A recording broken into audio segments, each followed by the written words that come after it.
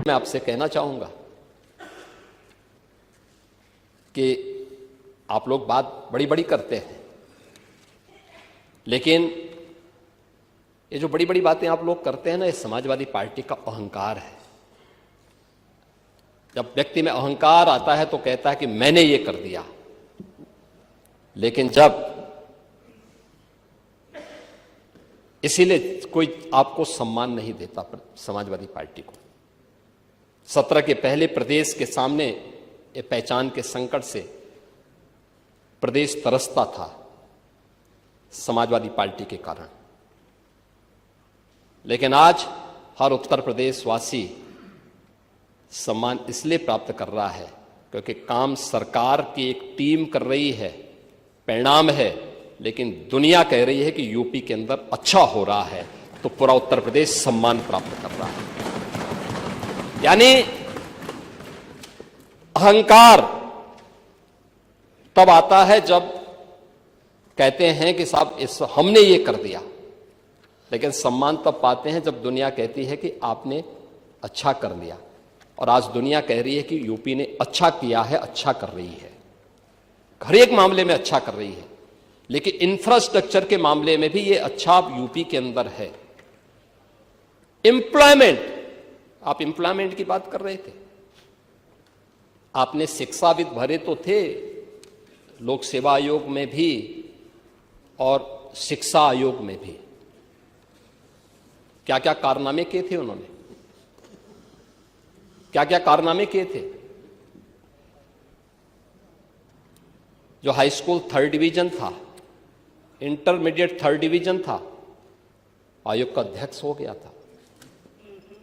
जो उसका आयोग जो उसके लिए एलिजिबल नहीं था, उसको आपने आयोग का अध्यक्ष बनाया था, और क्या क्या गुल खिला रहा था। यूपी के नौजवानों के साथ खिलवाड़ इस समाजवादी पार्टी से ज्यादा किसने किया है। आज मैं कह सकता हूं, भर्ती जितनी पारदर्शिता के साथ हुई है, 9.25 वर्ष सरकार को होने जा रहे हैं, कल 9.25 वर्ष सरकार को होंगे पांडे जी, और 9.25 वर्ष में 9 लाख सरकारी नौकरी उत्तर प्रदेश के नौजवानों को बिना किसी घूसखोरी के प्राप्त हो जाए। ये पहले कभी नहीं हुआ, कभी नहीं हुआ। अभी आपने देखा होगा, और मैं तो आपसे भी कहूंगा, अभी हाल ही में हम लोगों ने 60,244 पुलिस कार्मिकों की भर्ती की थी, आरक्षी भर्ती की। सिद्धार्थनगर जनपद के बहुत सारे नौजवान हुए थे। आपको बुलाना चाहिए था अपनी विधानसभा के नौजवानों को, उनके परिवार के सदस्यों को बुलाते, उनको सम्मान देते, अच्छा रहता। क्योंकि आप उनके चुने हुए प्रतिनिधि हैं, आपको बुलाने का अधिकार है। क्या इससे पहले कभी हुआ? हम इतने बड़े पैमाने पर भर्ती इसलिए कर पाए क्योंकि हमने इसके लिए उतना इंफ्रास्ट्रक्चर दिया है।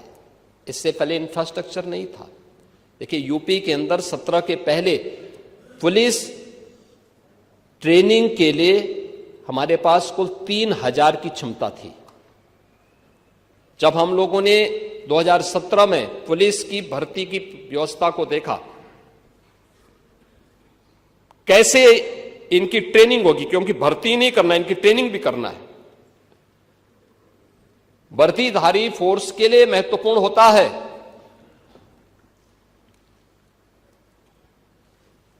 कि जितनी अच्छी ट्रेनिंग होगी, यानी ट्रेनिंग के दौरान जितना पसीना बहेगा, उतना ही सेवा के दौरान खून नहीं बहेगा। ये किसी भी यूनिफॉर्मधारी फोर्स के लिए महत्वपूर्ण होता है। इसमें ट्रेनिंग में आपने ट्रेनिंग की पीरियड को कम कर दिया था, 6 साल से लेकर के, यानी 9 महीने से घटा करके 6 महीने कर दिया था। और भर्ती के लिए योग्य नौजवान को प्राथमिकता नहीं देते थे। और शिवपाल जी तो उसके मास्टर हैं, इनकी तो पीएचडी ही इसमें है। पूरी भर्ती की प्रक्रिया को तार तार हर व्यक्ति बेहाल था। आज उत्तर प्रदेश का नौजवान नौकरी प्राप्त कर रहा है।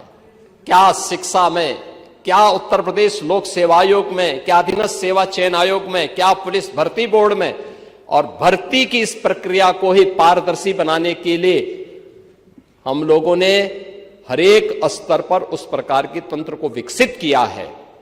और इसीलिए शिक्षा आयोग में भी उत्तर प्रदेश के रिटायर्ड डीजीपी को बिठाया है कि जैसे माफिया की कमर तोड़ी गई है, नकल माफिया की कमर को भी वहां बैठ करके ऐसे तोड़ना है। क्योंकि नकल माफिया आदत तो आप लोगों ने खराब की थी, लेकिन उनकी आदत को सुधारने का काम, क्योंकि जब भी कोई हैंकड़ी दिखाता है तो उसकी हैंकड़ी को ठीक करने का काम भी सरकार का होना चाहिए। और यही हमारे पद की शपथ भी है। एक सज्जन को सुरक्षा, लेकिन दुर्जन को ठिकाना लगाने का काम। परित्राणाय साधूनाम विनाशाय च दुष्कृताम, यही तो है। और इसी के लिए बैठे हैं, भजन करने के लिए थोड़ा बैठे हैं। भजन करना तो हमारे पास मठ पर्याप्त है, उसी में कर लेते हैं।